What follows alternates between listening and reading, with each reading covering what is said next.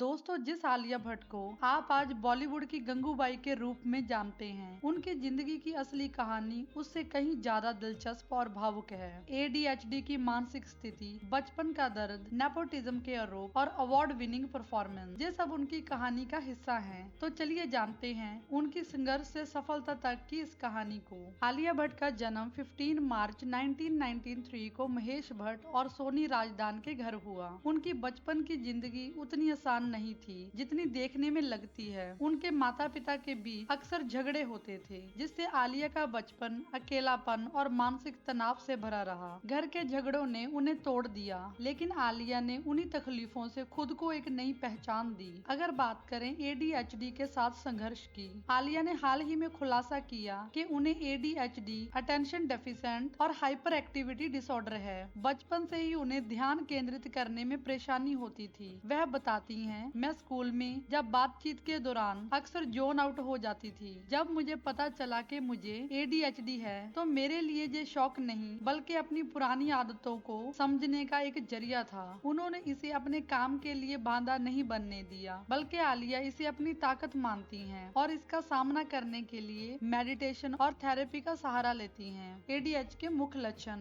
पढ़ाई या काम में ध्यान केंद्रित करने में परेशानी, छोटी छोटी बातों को भूल जाना, एक ही कार्य को लंबे समय तक नहीं कर पाना और बहुत अधिक बात करना, बिना रुके इधर उधर दौड़ते रहना या फिर बिना सोचे समझे काम करना। ये सभी ADHD अटेंशन डेफिशिएंट और हाइपर एक्टिविटी डिसऑर्डर के मुख्य लक्षण हैं। तो चलिए आगे बात करते हैं फिल्मी कैरियर की। आलिया ने महज 6 साल की उम्र में फिल्म संघर्ष से बतौर चाइल्ड आर्टिस्ट काम किया, लेकिन असली ब्रेक मिला 2012 में करण जौहर की film student of the year से। हालांकि इस फिल्म ने आलिया को पहचान दिलाई, लेकिन आलोचकों ने नेपोटिज्म प्रोडक्ट कहकर पुकारते थे। उनकी सबसे बड़ी उपलब्धि गंगूबाई काठीवाड़ी रही। इस फिल्म में उन्होंने गंगूबाई का किरदार निभाकर दिखाया कि वह सिर्फ एक स्टार किड नहीं बल्कि एक टैलेंटेड एक्ट्रेस हैं। फिल्म को राष्ट्रीय और अंतर्राष्ट्रीय सतह पर सराहा गया। दोस्तों, सोचिए, अगर नेपोटिज्म का फायदा मिल भी जाए तो क्या बिना मेहनत और टैलेंट के कोई टिक सकता है? अगर बात करें अवार्ड विनिंग परफॉर्मेंस की, आलिया की कुछ बेहतरीन फिल्में: हाईवे,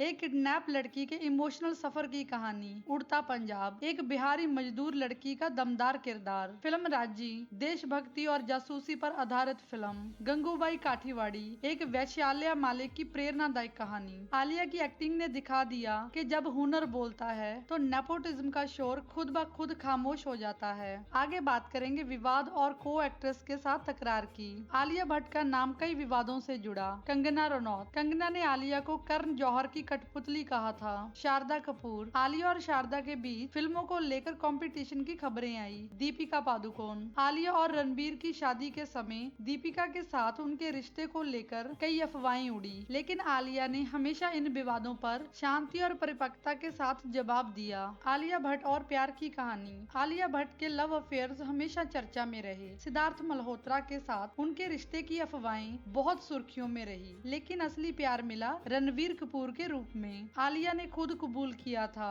कि वह बचपन से रणवीर पर क्रश रखती थी। उनका यह सपना 2022 में पूरा हुआ, जब दोनों ने शादी कर ली। आलिया और रणवीर की जोड़ी बॉलीवुड की सबसे पॉपुलर जोड़ियों में से एक है। उनकी बेटी राहा के जन्म ने उनकी जिंदगी को और खूबसूरत बना दिया। अगर बात करें आलिया भट्ट के अनजाने और इंटरेस्टिंग फैक्ट्स के बारे में, आलिया भट्ट को पेंटिंग का बहुत शौक है। उन्होंने अपनी पहली सैलरी 500 रुपए में कमाई थी। आलिया भट्ट वातावरण प्रेमी हैं और पेटा के साथ भी काम कर चुकी हैं। उन्हें राजा हिंदुस्तानी फिल्म का गाना तुझे देखा तो ये जाना बहुत पसंद है और उन्होंने अपनी पहली कमाई से माँ के लिए एक हैंडबैग खरीदा था। आलिया एक शानदार सिंगर भी हैं और समझावा गाना खुद गाया है। आलिया भट्ट की कहानी केवल एक स्टार बनने की नहीं है, बल्कि यह कहानी है मेहनत, लगन और खुद पर विश्वास की। जो लोग उन्हें सिर्फ